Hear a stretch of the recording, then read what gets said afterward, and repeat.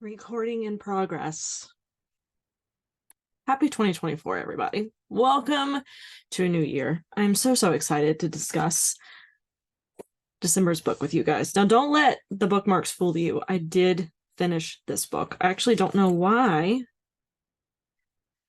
this one's here in the middle. I know why this one's here in the back, and that is for discussion for the appendix. I started annotating and different color tab annotating, and then I just switched over to the audiobook. I will save the details for later, but I actually really enjoyed this book, and I'm seeing that not a lot of people did. I actually was hoping to see on our book club's website, as you probably know, you are able to rank and rate these books out of 10. And our average club rating for the Indifferent Stars Above is actually 8.21, which is pretty good. That's pretty good. That's up there with Killers of the Flower Moon. That's like a 10th off of Killers from the Flower Moon. Very close to What the Dead Know. The Black Angels is at a 9.41. That's one of our higher ones. I love going back and looking through all those and kind of seeing what people rated them. But because I am out of town at the end of December, we save our December book discussions for early January. Typically it's closer to the new year, but the 7th was like the first Sunday that we were able to get together and do this. And of course we have our January book, The Dark Archives. This is coming up very soon as well, and we will be discussing this on the 28th. I did put the reading guide and everything that you can find on our book club's website. So without further ado, if you've had a wonderful new year so far, I would love to hear in the comments what books you loved in 2023. I haven't filmed a wrap up in 2023 or like my top 10 of the year. I posted it on Instagram. Maybe I'll do that later. I don't really know. I feel like since I've been back from vacation and back from the Christmas and holiday break, I've done nothing but talk, especially at work and back in meetings constantly. So by the time I'm able to actually sit down and film, I'm raspy. I have no voice. But fortunately, knock on all the wood, I didn't get sick this December. Vitamin D. Actually, I need to take mine. Is there anything left in here? What day is it? It's Sunday. I'm really trying to be better about my vitamins. So I'm going to take these, and I'll see you guys in a bit for the discussion. Okay, let's get that out of the way. We discuss for about an hour.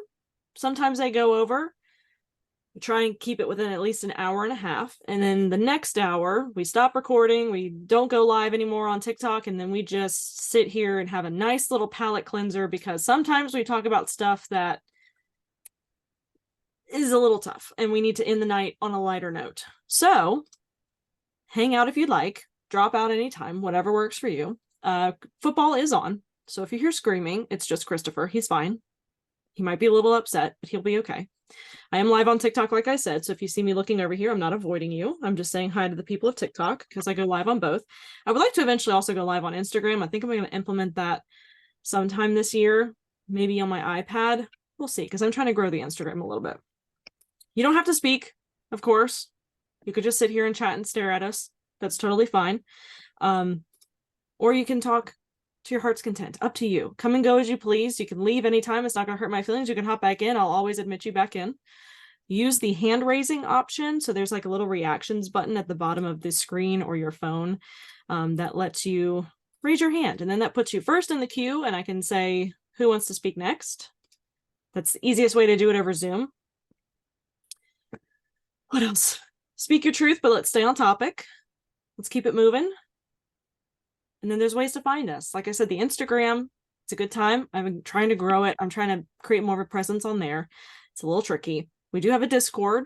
The link, I think, is okay to use. There's one going around that doesn't expire, and then there's a couple others that do expire. Discord was making you pay for a link for a little while there that expired, and then now that you don't have to. So if you need the link to the Discord, let me know and we can give it to you. It's really fun. We have local meetups. We have discussions on the book. It's not, and you don't have to be a part of the Discord if you don't want to be, but it's a good time. I would recommend it. And Earlier today, we have a mental health check-in. There's people constantly giving advice and help and assistance if we need it. There is a fur babies chat where I want to see your animals, please, and the reptile kind as well. It's not just fur. Football chat. We added that kind of on a whim. Treat yourself, just different stuff going on. Oop. Speaking of football, Amber's here. And then we have other chats like for Fourth Wing and ACOTAR, Divine Rivals, VE Schwab, etc., etc., etc. So if you'd like to be a part of that, please let me know. Husband is also gaming right next to me. Yeah, so that's how our office is set up. It's in our guest bedroom, and I have this really, really creepy, antique-ridden, probably haunted corner, and then Christopher has this like amazing, lit-up, gorgeous gaming station next to me, but he's not in here tonight, so no screaming. Anyway, welcome. Happy 2024. So, the Indifferent Stars Above. Interestingly enough, I was looking at our... Let me see if I can share my screen. Where am I at? Where is the... Whatever. Anyway, on our book club's website, you can actually rate the book. And The Indifferent Stars Above has a 8.21, which is pretty high. Why are you being... Okay, there we go. Pretty high. That's up there with What the Dead Know. Let's see, where are we at? The Black Angels was actually higher. Killers of the Flower Moon, What the Dead Know, like I said. But it seems like a lot of people also DNF this book. So I would love to hear your thoughts and opinions. I actually really liked this book. I really, really liked it. At first, I was annotating. I was really taking my time with it. I was underlining everything. I was putting WTF in the columns. And then as you can see, I stopped. I stopped after a while and just started listening to the audiobook, which I did enjoy. And I feel like I was retaining the information just as I would physically reading it, but I also just kind of wanted to get through it because I do feel like the first 30% was a little bit of a struggle to get through. And then once it gets to the parts where we know what's happening with the Donner Party, it just snowballs from there. So would love to hear what you have to say about it, what you rated it. Did you like it? Did you love it? Let's start with the people who loved it. If you'd like to chat, raise your emoji hand for me, please. Oh, our bookish notes. Hi. Hello, and my sister's here. Hi, sister. Yes. Hi, Chloe. Hi. Welcome. Thank you. I loved it. I think the first bit, like when you're kind of learning everybody's name and what family they're a part of, I'm so glad. I don't know if everybody's book had this, but like the little appendix in the back of who's part of what family, and then if they died and stuff, I kind of found myself referring back to that a lot. Yeah, it's on my copy, it's on page 289. So that made it a little bit easier for me because then I felt like I didn't have to, I don't want to say pay attention as much to the sloggy part, but more of it didn't really matter if I remembered who Eleanor was because I could refer back. But I loved it. I had listened to the last podcast on the left. They did a maybe a 3 or 4 parter of it, and this was their main source. And so it was really, I really liked it. Like you said, once they kind of, I think I tabbed it on one part of like they were supposed to leave by May 1st, and they were already 3 weeks behind from the get-go. And to me, that's when it kicked off because I was like, can I curse? Oh yeah. Oh yeah. Okay. Let loose. Okay. So when I read that part, that's when I was hooked because I was like, oh, they're fucked. Like, yeah. Even though you already know the ending, I'm like, oh, they were fucked before it even began. So yeah, and it's actually interesting. I need to listen to last podcast on the left because I think that was you. It might have been you, Chloe, that put it in the Discord. That was like, you guys should listen to this. This is really good. Yeah, I don't remember the other source that they used for it, but this was like one of their main ones, and it was really. I had listened to that before, like a couple years ago. So then when I was reading this, it kind of was coming back. But I even got my dad to listen to the audiobook, and he's loving it too. Oh, so. Good. I love that. Yeah, last podcast on the left. I also put that in the Discord too. I recently purchased, or my dad gifted me the Last Podcast on the Left board game that they came out with recently. Haven't felt more stupid. I don't know what the deal is with that board game. Could not figure it out. We took it out of the box and like 15, 20 minutes later, we put it back in. We watched tutorials. We read we tried, you guys. I swear to God, we tried. Could not figure out how to play this board game. So sad. So I'm going to bring it to my D&D friends here soon and have them explain it to me like I'm 5. Anyway. Allison.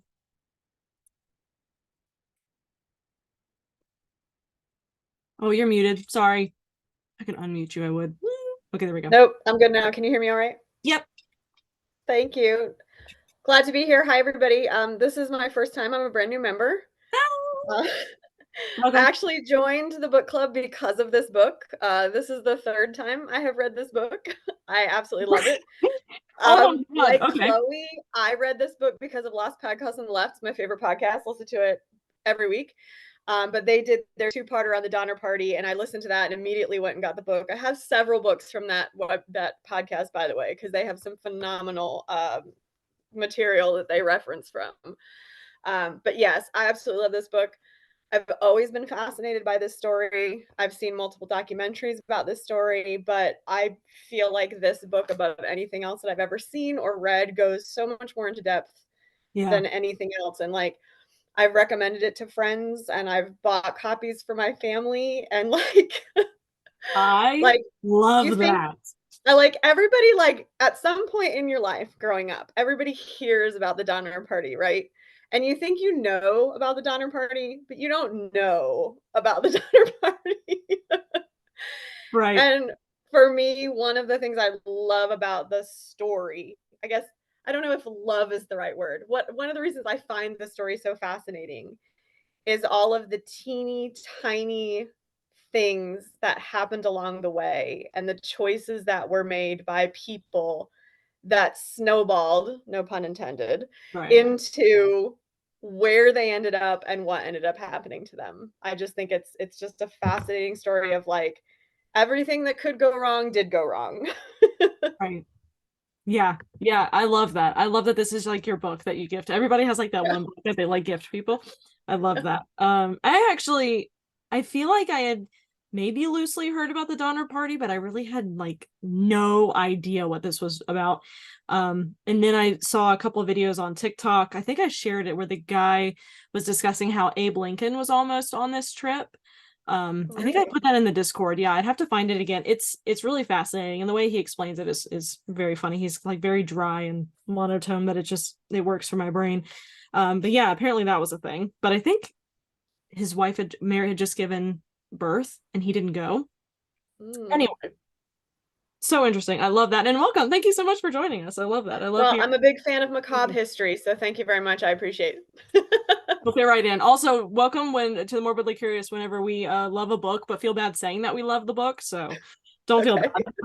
Every time we meet, we're always like, oh God, this was great, but I'm not gonna say that again. Megan, how are you feeling?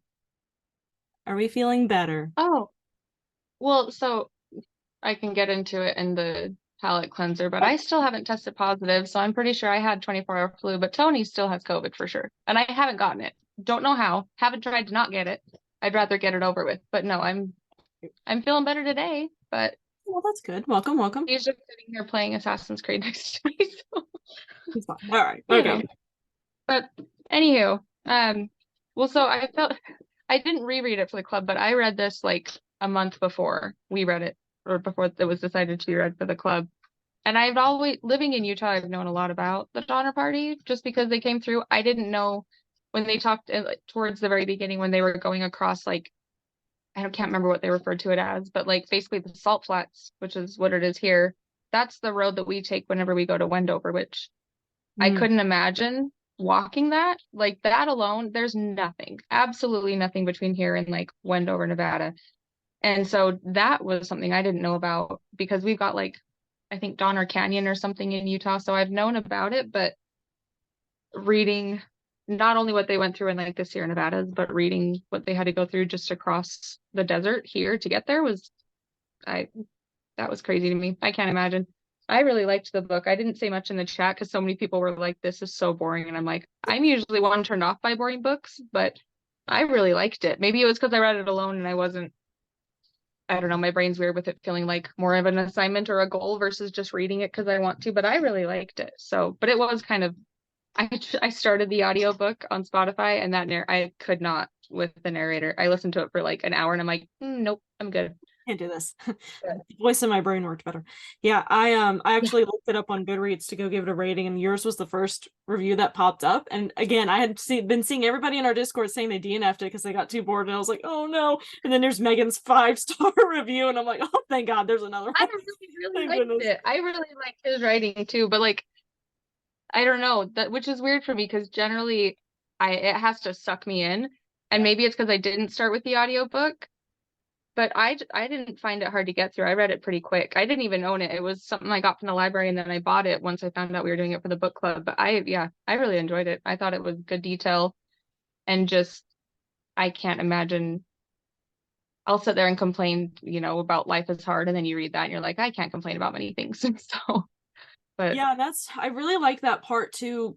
I think it was towards the end. Of course, the beginning of the end had Daniel James Brown's opinion kind of dispersed throughout, and he was talking about how he was cold at the end, and he was like, I went back to my car for warmth, and I'm like, yeah, I couldn't imagine. Today's the first day we've had snow, and I'm like, I let the dogs out, I'm like, I still can't, like, it's the first day we've had snow this year, and I'm like, kind of fitting for book club day, but it's nothing compared to what they went through. I can't imagine it. I know. Yeah. The whole time too, it's like a conscious thing now in the back of my head. Anytime I complain about it being cold, I'm like, shut up. Stop it. Shush. Don't do that. Oh man. But yeah. Good. I'm glad you loved it. Yep.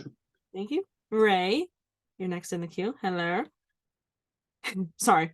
Caught you on guard. Oh, you're unmuted, but you're muted. So sorry. It says you're unmuted, but I actually can't hear you.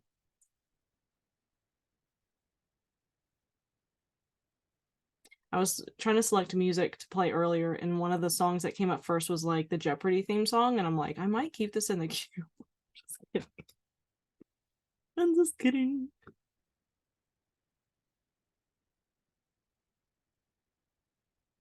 We can go ahead and hop over to Katrina if you want, just to, no worries. Okay, are you able to hear me okay? Yep. Is it not? Okay, I want to make sure it wasn't a Zoom thing. I wanted to jump back to Allison's comment that I actually had never heard of the Donner Party, and maybe it's on me for my hatred of history class in school, but I had zero knowledge going into this book other than the cannibalism aspect, which I agree with Chloe in the chat that I think that's what like kept me going, is I knew there was going to be something that happened. Yeah. The first 30% was incredibly dry, like kind of everyone else has been saying, but I also felt like it was kind of necessary. But I also wish that the family breakdown was towards the beginning. To reference back to, because I didn't know that was in the back of the book till I just found out I got 10 minutes ago. I had no idea. I literally had no idea. Thank you for saying that, but damn, I needed this. Yeah, I was like, I finished the book, I saw that, and I was like, that would have been really nice because I have such a hard time with names. Yeah. But overall, I really enjoyed the book. I think I rated it like a 7 just because there was some bits where I was like, this doesn't seem like it was necessary, or the writing was kind of odd to me, but overall I enjoyed it. So good. Yeah, pretty much the same for me too. That was the only thing I really knew about it going into it, was the cannibal aspect, and that too, not to be completely morbid, but that's why I kept going as well, because I'm like, okay, I know this is coming at some point, like I just need to push through and get to it. And by that time I was so invested. But yeah, I think it was in the first 30% that like he was talking about which flower they would have picked from to like bring on their trip, and I'm like sitting there like, do I really need to know this?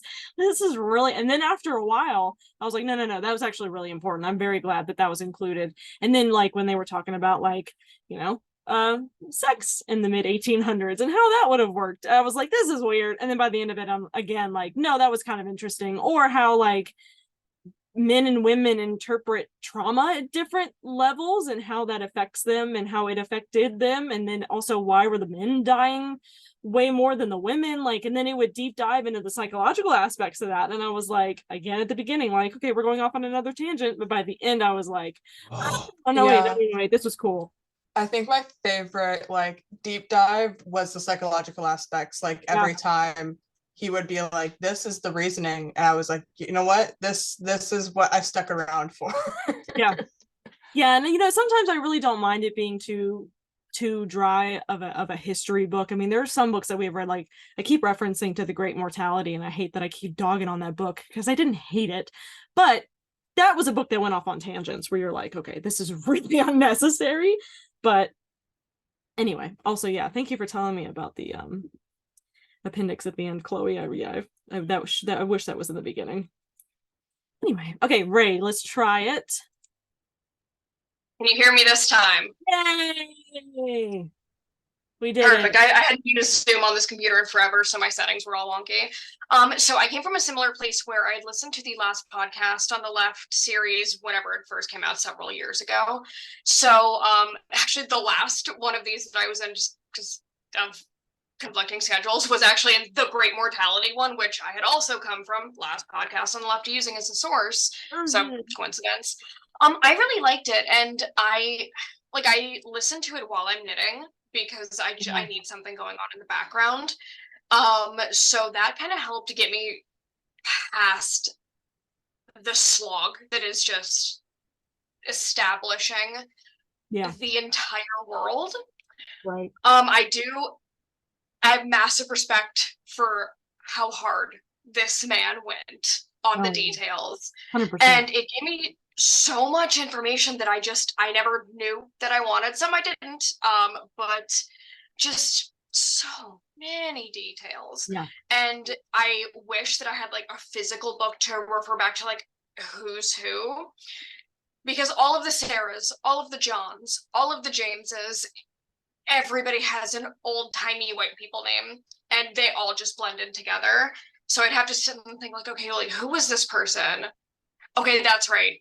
It's this person's wife. Okay. And after like 80% of I'm just gonna listen. I'm not gonna try to attribute things to certain people. Okay, so I didn't listen to like the last 30 minutes of it because it was kind of trailing off, and I figured we were getting to the to basically the listing off sources. But I really wish, and somebody do tell me if this is in there, we had figured out, or we had been told, like, what, if any, reaction essentially the man who did this to them had about what he did. Because, I mean, I have no idea if he ever found out. Presumably he did. But I would have really liked to know what his response was to it, or if he ever took any kind of like responsibility for being a flim flam map man and killing so many people. Yeah. Christina, I see you raised your hand, but Chloe, you look like you have a note on what she just said. Yeah, so I think it may be a different book that I read about it. He ended up publishing something kind of after the fact of saying like, hey, don't do this. Like, I finally did the trail and it really sucks, so please don't do this. But I don't think he it's ever, a no-go. That's not funny. I don't think he ever took any responsibility for like the actual Donner Party, but he did. I don't remember where I heard that from, but if I remember correctly, he published something afterwards that was like talking about how hard it was and how it was essentially impossible. And I think if I'm not mistaken, I think it actually was longer miles than if they would have just went the traditional way, which he didn't know. It was so many times. So he ended up publishing that afterwards. Thank you. Second edition. I was gonna start to like look into that after this if nobody answered that for me. Thank you. Now I don't have to. That completely tracks. And something I thought was especially interesting because I didn't really know like the landscape. I had no idea how deep that snow was, like at its worst. I figured, like, yeah, it's, you know, several feet for sure, not over 20. That was insane to read. That was absolutely crazy. And just to hear about how extreme the weather is and just how horrible every single choice that was made was, and just how it all was like a domino effect to what it ended up being. And yeah, it was also really interesting to hear about like how their two guides basically knew how to survive, and if they weren't audibly plotting to kill and eat them, they probably would have done their best to like share that information instead of just getting out of Dodge, so these people didn't kill and eat them. Yeah, that part was always rough, where they like suddenly started plotting, and it could be like a different person depending on how they were feeling. Like, oh my god. Yeah, they just. I also didn't remember. Maybe I knew and just I forgot. I didn't remember like just how quickly they started eating people. Yeah. Oh yeah. Like I figured like, okay, we're 3 weeks in, people are dying from starvation, not from hypothermia, because I knew a few people got hypothermia, but it makes so much more sense that like pretty much everybody that died did. Man, they went for it. Yeah. And they were finding people along the way too, which was also incredibly, I mean, just how scary that had to have been, not only to be doing that in the first place, but like on the trail that you're going on to suddenly just start finding bodies left and right. Yeah, and then the ox, I think they said the ox were literally, and the horses were literally like up to their face in snow. There's a there's a woman in the one of the local book clubs that I'm in here in my hometown, and we did nonfiction November last November, and I oh sorry, I didn't see your comment. We're talking about The Indifferent Stars Above. This was our book club pick. The local book club though did nonfiction November. We were reading about Scientology, which was a good time because I was educating people on Scientology, and I felt so weird and so smart. Anyway, so she's from the area though, and she was showing me pictures of how much snow they get. I mean, it's like it's stories. I mean, it's just yeah, it's like walls around you of just snow, and I'm like, it's meant to be a ski resort, and that's what it is. Like that. Oh yeah, it was just so wild from like 40% of the way in to finish. Yeah, absolutely. And Christina, who is going to defend our dry books. Justice for the dry books. Yes. I always know when the comments start coming through Discord of like, oh, it's so dry. It's so dry. I'm like, oh, this is gonna be my favorite book. Yeah, this has got a really chunky. I'm gonna make merch of this someday, but this has got a good chunky reference section. Like, oh, Christina's gonna be happy with this one. Yeah. Although I realized way too far into that book that I was confusing the Donner Party with Alfred Packer. So I was expecting a very different cannibalism than I was getting. I'm like, I'm sorry. I don't see how this turns into. Oh, these are different cannibals, different mountains. I'm sorry. Damn it. I was just like, oh, okay. I see now what I did. But I mean, I born and raised in Colorado, so that's our cannibal is Alfred Packer. You're right.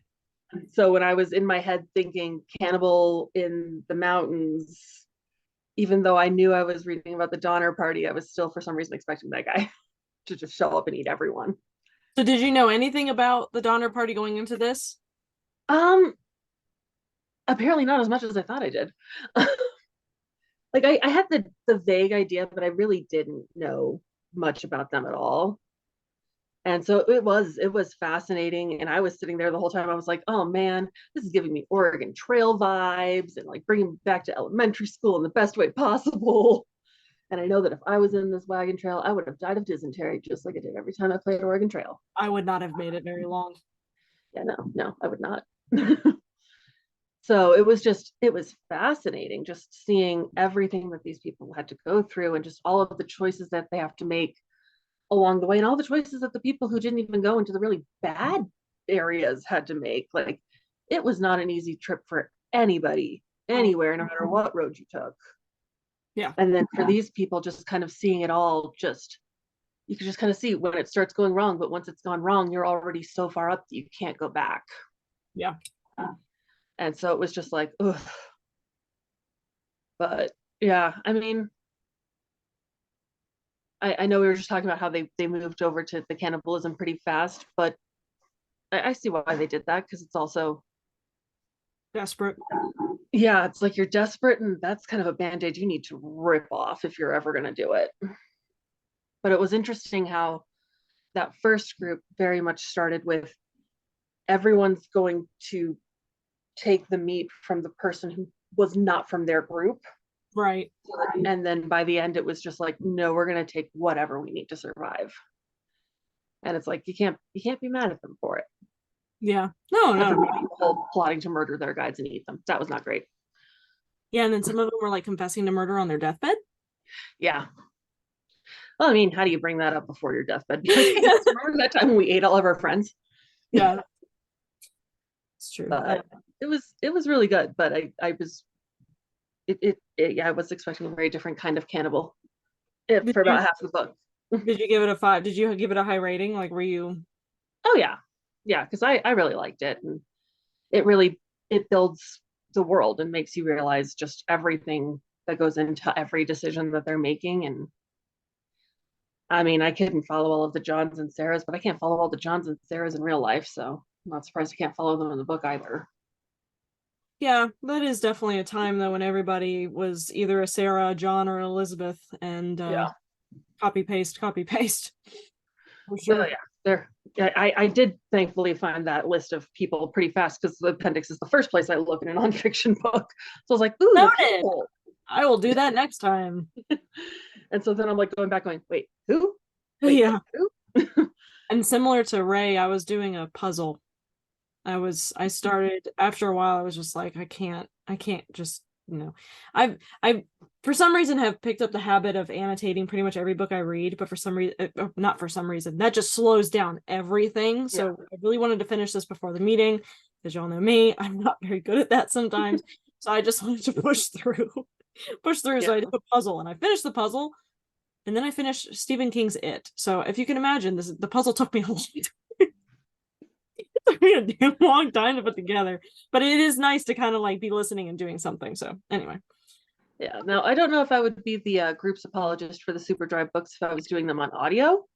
I like the audiobook narrator though. I thought he was fine.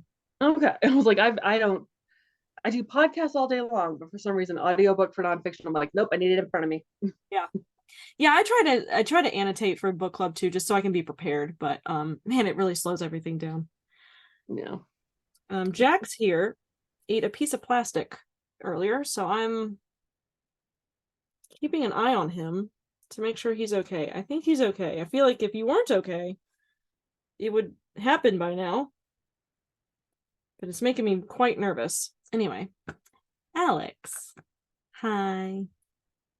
How are you? Good. How are you? Living the dream.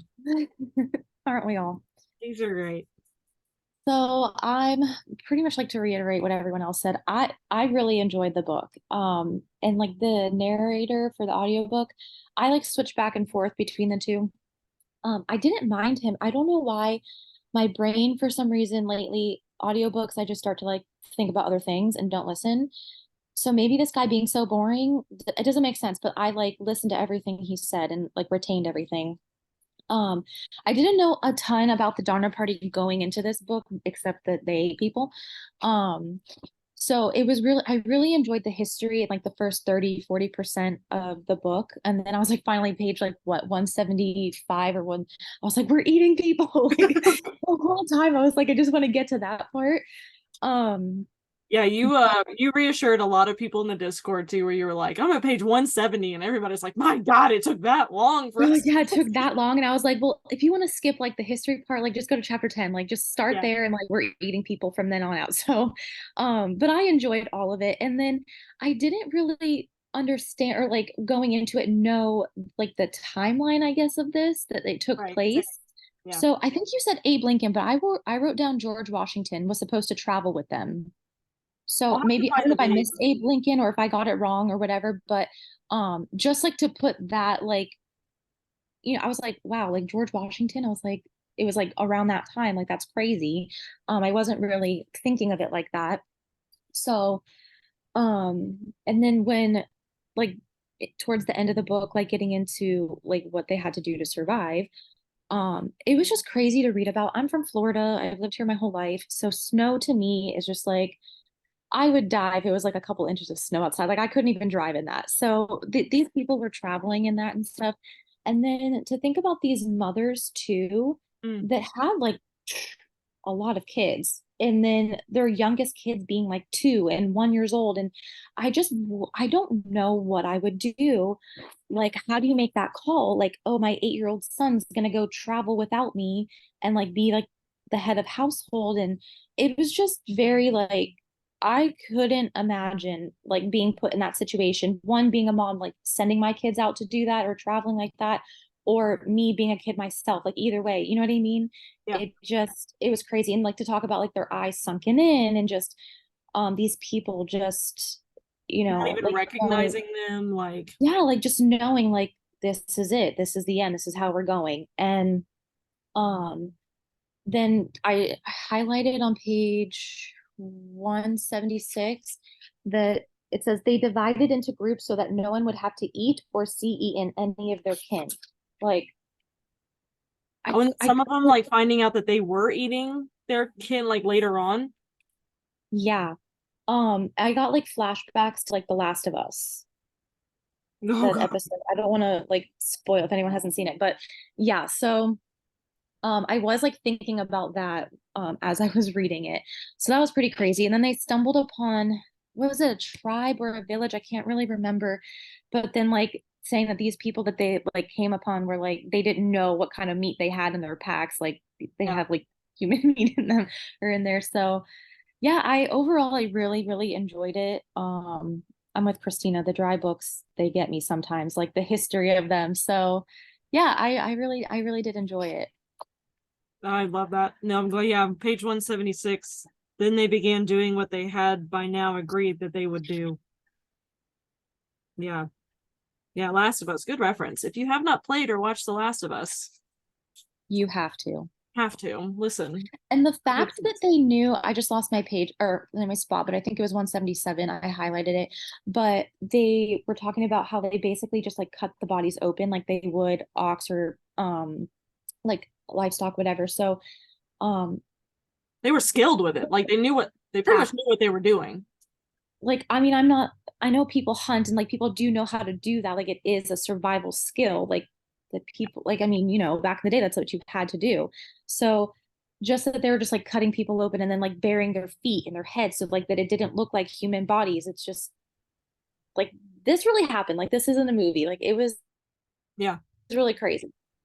I'm definitely getting banned off of TikTok, by the way. Sorry.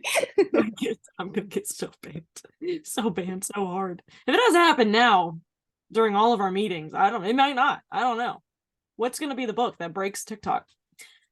Kelsey, were you also under the weather? No, but ironically enough, I'm home now, but I was at my family's for the holidays. And like the last week I was there, my mother had COVID. So, she made it 4 years.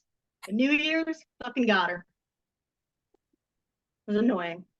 No, I enjoyed the book. It was 4 out of 5 because when there's like an annoying, like dry portion, which is necessary, but I'm like, oh fuck, I gotta read 40 pages of this. Like, damn it. Message Christina but for overall enjoyed. Push. Yeah.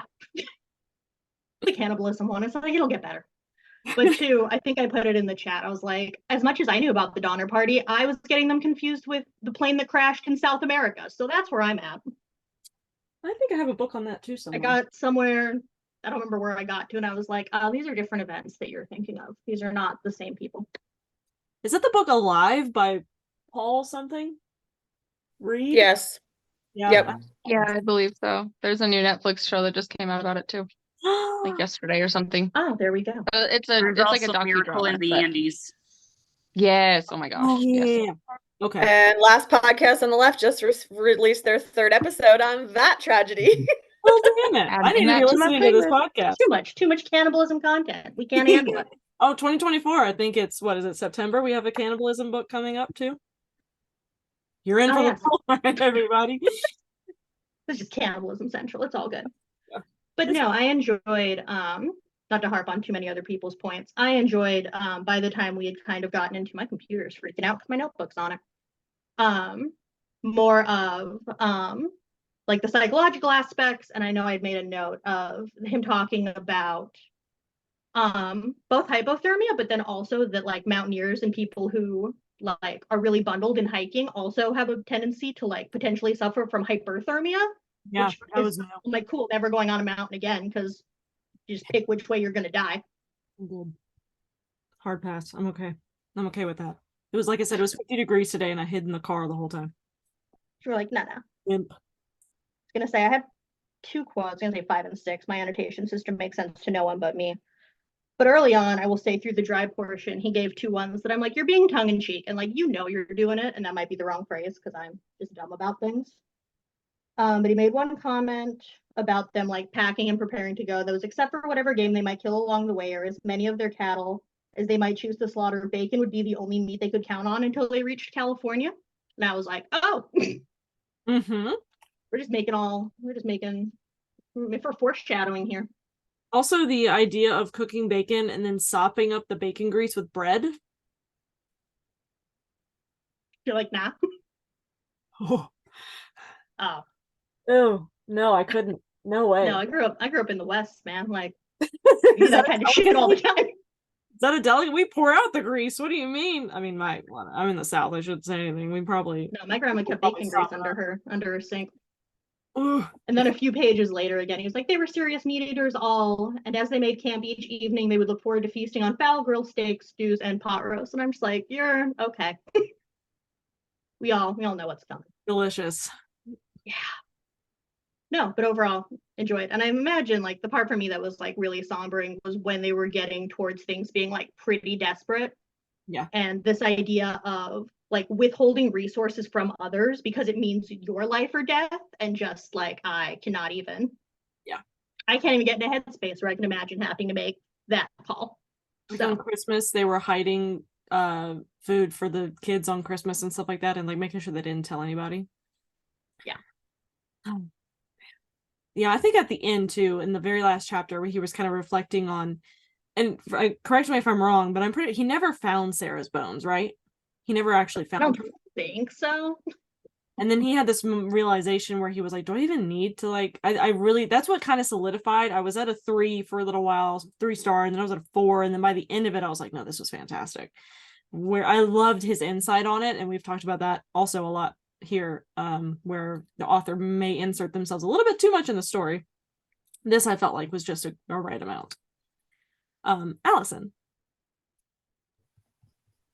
So I was just gonna go back to the comment of how fast that they got into the cannibalism part.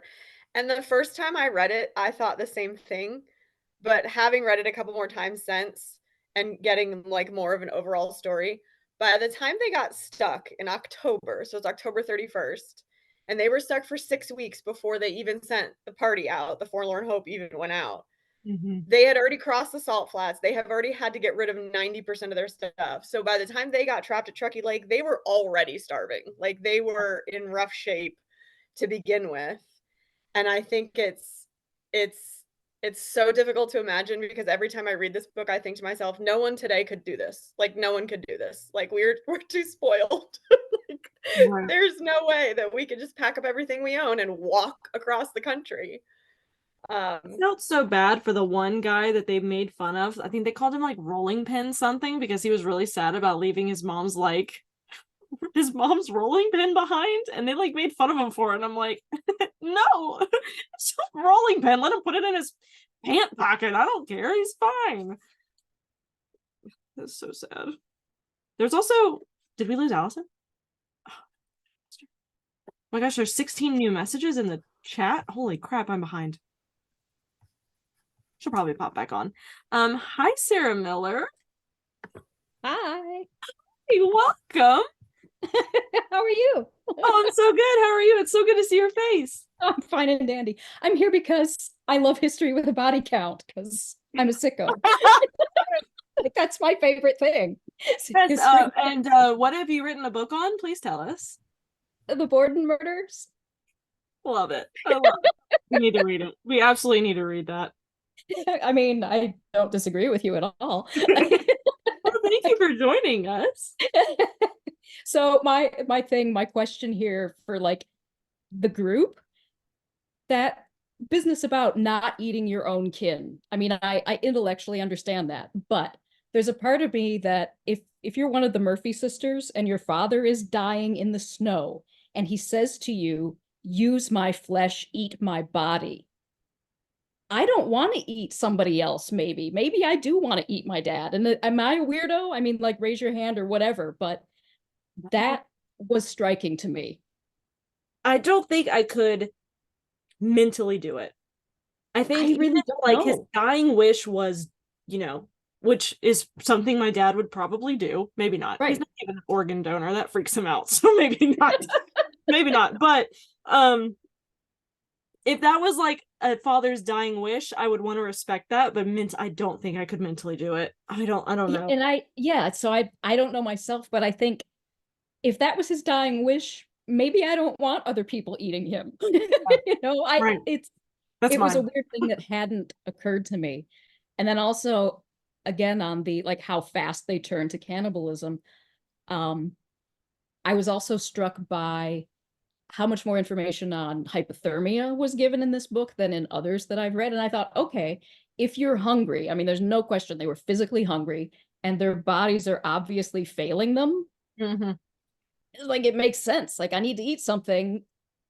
If you maybe don't know the mechanics of what the cold is doing to you. Right. Okay, this could happen when it happened, because how would you know? Yeah, was it half of the group that didn't make, was it 40 something people that didn't make it at the end? I don't remember the number. I don't think 40 of them were obviously consumed. I think it was only a fraction of that, but yeah. I don't know. Anybody else want to comment on the father's dying wish? Anybody have any insight on that? I don't think I could do it. I couldn't. This isn't completely related, but my dad, he has like this degenerative disease, and he's like, we're from Alabama, so he's one of them, like, big tough strong men, and he's always said that like if he ever got to the point where he couldn't feed himself or anything, he would want to be like put down, essentially. Right. I'm sure there's a better word for that. I can't think of it right now. And even that, I don't think, like, it wouldn't be me that could make that decision. Right. And so I think that even if my dad was to be like in such a dire situation, like, yeah, like use me, I don't think I could do it mentally. Yeah, I don't think I could either. Yeah. I'd rather eat a stranger, to be honest.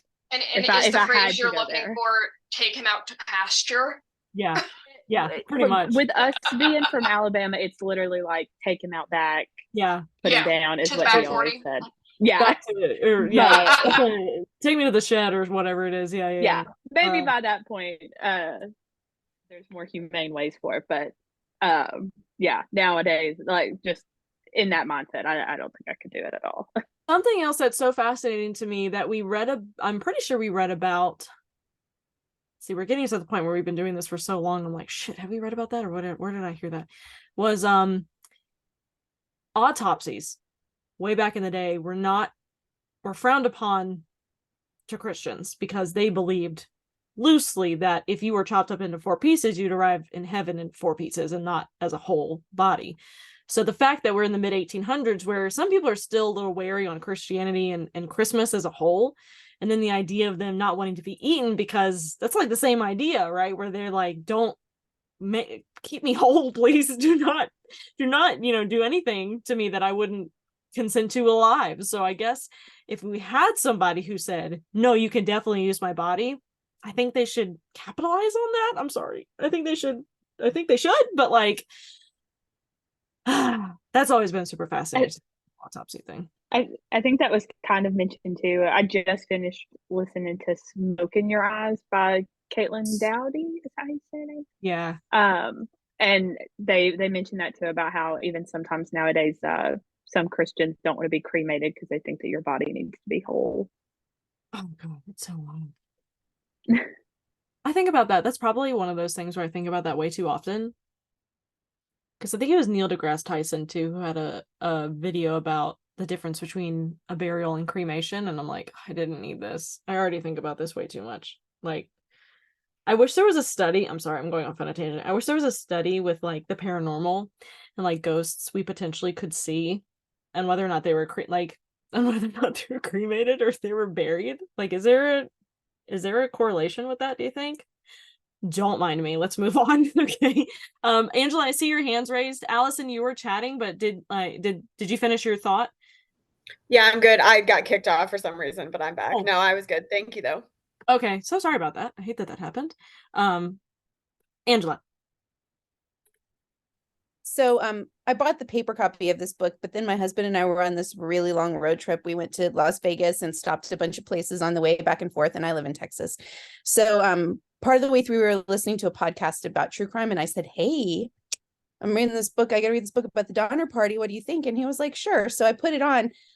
He made it through part of it, and he was not into the narrator's voice like a lot of other people have said. So I had to finish listening to it on my own after we got back. But it did spark some conversation amongst us about what would we do. And of course, we're driving through like mountainous regions and places with no gas stations and stuff while we're listening to this book, which good. Yeah, that's the best place to do it. Yeah. Right. And he was like, oh yeah, I'd eat somebody right away. Like he was totally in. He was like, yeah, I'm trying to survive, right? And I was like, ooh, I don't know if I can do it. But I think if I was that hungry and if I didn't understand hypothermia, which I don't think that I really do any more than they did probably, I think that I probably would get to the point where I would do whatever I had to do to survive. Yeah. But as far as the eating my own family, I don't know about that. I don't know that I could, and not because of any kind of like Judeo-Christian ethics, just because like those are my people. I don't know how I would feel about that. I did enjoy the book. So now I'm curious because I was going to ask Christopher for science, but go ahead and finish your thought. Oh, okay. I did enjoy the book. I felt like there were some real dry parts, and there were some parts where at the end, I really checked out when they were kind of going through the list of people, because I also did not know about the appendix because I was listening to audiobook and my book was in my suitcase, and I had absolutely no idea who was related to who at that point. That information was gone from my head. So I might roll back and listen to the last little part of it again with the appendix in my hand, because I think make a bigger difference this time. But that's all my thoughts. Hypothetically speaking, I know how much you hate the snow, so this would never happen. So you would never be in this situation in the first place. Yep, you're right.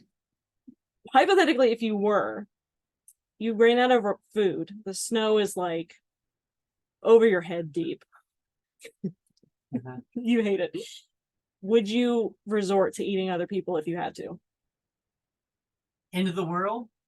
Not into the world, but just like not a snow in. No, it's not like a ski resort trip weekend. I mean, like if you were moving, that's what they were. If you were going from Illinois to California, Not walking, and with a wagon, they had wagons and like horses and ox, but eventually the ox started dying. They ran out. They were killing the oxes. They were killing the damn dogs. They literally ran out of food. This is the last stitch effort to survive. I mean, if I gotta survive, then I gotta survive. Grandpa, I'm sorry, bub. Okay. Well, I'm glad you said that. Liver up. Okay, but wait. If it was Grandpa, okay, and Grandpa was like, but he's gotta die first. I'm not gonna kill Grandpa. Okay, interesting. I'm not gonna murder someone to eat him. But if they die, then like, hey, we've been keeping him cold for a while. The meat's still good. You get a slab of thigh, Grandpa. Oh my god. Okay, so but if Grandpa was dying and he was like, it's my dying wish for you to live on, consume my flesh. Sure, whatever, man. You would be able to Saute do that that? bitch up. Okay. Peppers and onions. Peppers and onions. Shut up. Okay. All right. I was just curious. But that's only if I had to. Sure. Like, I'm not gonna be out here eating people. You wouldn't be out in the snow in the first place. No. Yeah. I wouldn't be anywhere near it. Fuck the snow. I dealt with the snow. Okay, well, there you have it, folks. Anyways, peppers and onions. Anyway, Megan. Speaking as somebody who is also from Rochester, when he says that he has dealt with the snow, he's not lying. Well, he used to plow it. Yeah, He he used to is plow quite snow in Rochester. truthful about that snow. I was excited when we were supposed to get snow this weekend, and he was like, "You shut your mouth." Shut up. You become traumatized from the snow. Yeah. Oh, he is. Yeah, he Mhm. for sure is. He hated it. I mean, he'd snow plowed from like, midnight. He was not nocturnal. He did it from like midnight to 4 a.m. Feet and feet and feet of snow in Rochester. Megan, hello, puppy. I'll say sorry. This is where he needs to be right now, apparently. But it's weird because I was thinking about the same thing. Like if I could do that, like with my life and what I've experienced and stuff, no. But at the same time, I feel like as a society, we're very lucky in the sense that most of us don't get to points like that as far as hunger goes, and we also have a very different type of relationship when it comes to the possibility of losing people in your life. I think back then, the possibility of people dying from whether it was illness or whatever they may, whatever it may be, was a lot higher. And so it doesn't change how much they love someone, but I think their ability to move on was they were more hardened, like they had harder skin than we do now. And so I don't know if that potentially made it easier to make that decision. I couldn't do it, but I don't know. I haven't gone through anything that I could say is like really hard in comparison in my life. So I don't know if that would change my ability to make that decision. I don't know. Yeah, look at all of us. We're sitting indoors right now. Like can't even begin to fathom. It's so interesting though. Yeah. Chloe. Yeah, no, one thing I wanted to add on that was he talks about that in the book about how even though like the child mortality rate was so much higher than it is now, it doesn't take away the fact that mothers still love their kids the way that mothers do now.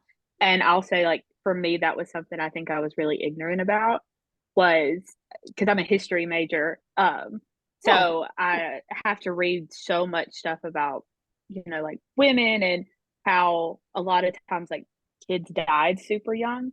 So I kind of had this idea in my head of when they gave birth, they were just like, oh, well, this kid might die in the next 2 or 3 years. So like, we'll keep it not a distance, but you know what I mean? Like not get super attached until they're older. And I thought that was really interesting, was I guess kind of that inside of that wasn't really the case. Like the motherly instinct was still there, Right. And I think there was one person they mentioned had 10 kids, but only like 4 of them wound up surviving. Somebody also has the same birthday as me. Was it Sarah? I remember it said November 1st on her 20-something birthday, and I was like, oh, cute. Yeah, I know one of the moms, I don't remember which one it was, when they found her, she was holding her baby's like frozen corpse, and they had to take it from her and bury it somewhere. And whoever took it said a quote. I don't remember what it was, but it kind of stuck out to me. It was like, they were leaving her body for the wolves now, or something like that. And it was just like, oh my God, like, I don't know. It was just a lot. Yeah. And I love too that they came across the was it the Native Americans in the area that were like so against, like they didn't even want to touch stuff that could potentially have come into contact with any sort of human, like anything like that. And of course you have this group of people coming through that have just like devoured some people. Like it was just a weird juxtaposition there. See, this is why I do like to annotate, because I'd like to reference back on stuff that I was looking at. somebody's birthday was on the 1st. I thought that was neat. But I think Patches, it was Sarah's sister, Marianne. I think it was her birthday, if I'm remembering correctly. Thank you. It's really useless information. I don't need to be caring about this so much, but I was just curious. Also really, again, loved is not the right word here, but I really liked his titles for stuff, just the chapter headings and even just the title of the book. Like, I thought it was very well written. Now, that was pretty much a general discussion on people that liked it. Was there anybody here that really, really didn't like this at all? They were like, not for me, DNF, blah, get it away. Do not feel bad. You also don't have to admit to it. We won't judge you. I mean, there's good ratings on our book club's site. I really wish I could show this to you. There it is. Beautiful. Okay, so yeah, 8.21. I haven't even rated it yet. What should I give it? I really liked it. I'm gonna go with an 8. Oh, damn. I was like, that bumped it up way high. 8.12. 8.12, which was fairly close to, yeah, Killers of the Flower Moon, What the Dead Know. I always find that so fascinating. Anyway, any other last minute thoughts on the Indifferent Stars Above? General liking. We'd love to hear that. Do you want to pull this up before I forget while I have everybody here? Go ahead, Chloe. Sorry, this is my first meeting, so I think I'm just a little eager. No. And because of how much I liked it. One thing I thought that was really interesting is I don't know if anybody's read or watched the movie In the Heart of the Sea, but it's about this whaling ship called the Essex that went down, and they had to resort to cannibalism too. But they also talked about how, let me find it, on page 177, how they would dehumanize the body to make it easier for them to eat. And so then in the end, when they're like cutting it up, it just looks like any other slab of meat. And they did the same thing on the whaling ship. And so I'd be really interested. I know we're reading that book on cannibalism later on in the year, and I'd be interested to see if that's kind of like a thing that happens. I don't know. I guess it's kind of interesting how that's kind of like the first nature. You know, it is like, we got to make sure that this doesn't look like a person so that we can eat it. Yeah.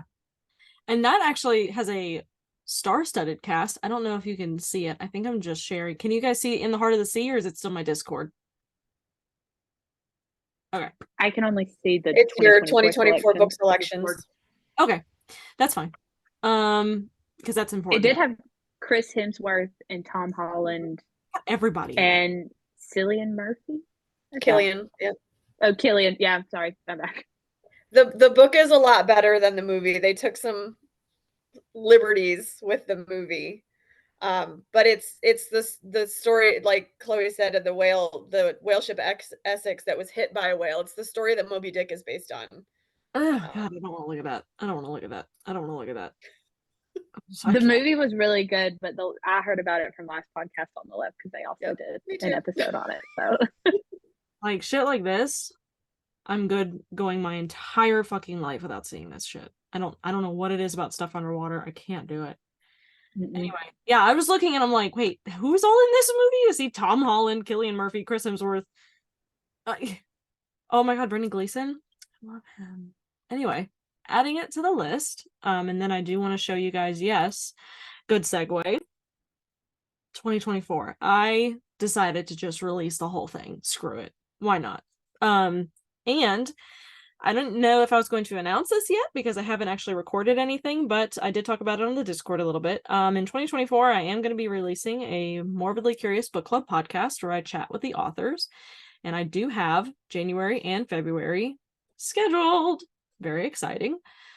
Susanna Breslin is on board. Adam Berry's almost on board. I'm going to email him. But and Kathy Kleiner is also going to chat with me.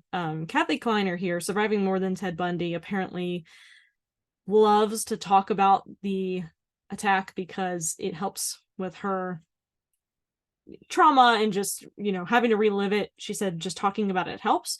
So I actually have free reign to ask her pretty much anything, which is going to be interesting. Anyway, so that's going to be coming soon. I don't know when episodes are releasing. I don't even know if anything's going to release, but that is a goal in 2024 to chat with the authors. And so far I have at least 5 people on board. So that's super exciting. So January, we are diving into a book that already has wonderful reviews. People are loving it. I cannot wait to get into it. This is like the epitome of what this book club is about.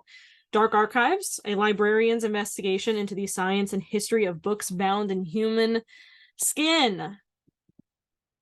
I feel like this is one of those books where if I tell people I love nonfiction, they typically ask, what'd you think of Dark Archives?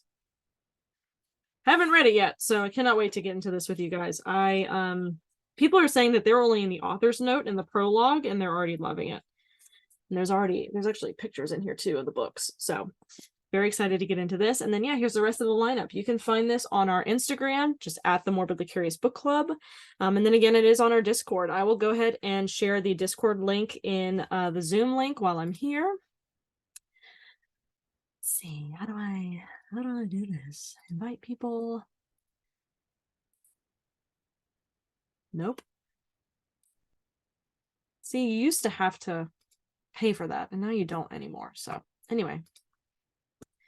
Here that is. And sorry, I'm so behind on the chat. Oh, you just finished Dark Archives? Cool. Will there be a way for members to post questions for you to ask them? Yes. Oh, I'm so glad you said that. For a second, I was like, what? Yes, 100%. I, in the Discord, am going to @ everybody and just get some general questions. One thing that I definitely need to do is check out, since this book has been out since what, 2017? One of my fears is asking, 2020, sooner than I thought. One of my fears is asking questions that the author's been asked a million times.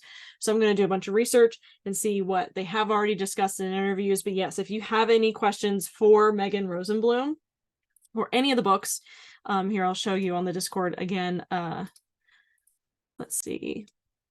Down here at the bottom, book club, books and discussions. Just put in here @ me, and I will see them if you have any questions for the authors. And I will make sure to add the rest of the books in here because I'm only up till May. But yeah, hopefully that works out. I have high hopes for it. I tried to do a podcast with the book club before, where I was talking with book club members. So that I unfortunately just ran out of time for, so I'm really trying to be good about making sure I keep up with this, especially since I'm involving the authors. So it's exciting. Hopefully it works out. Thank you guys so much for coming. We're going to hop over to the palette cleanser now. So I am going to end the TikTok live and I'm going to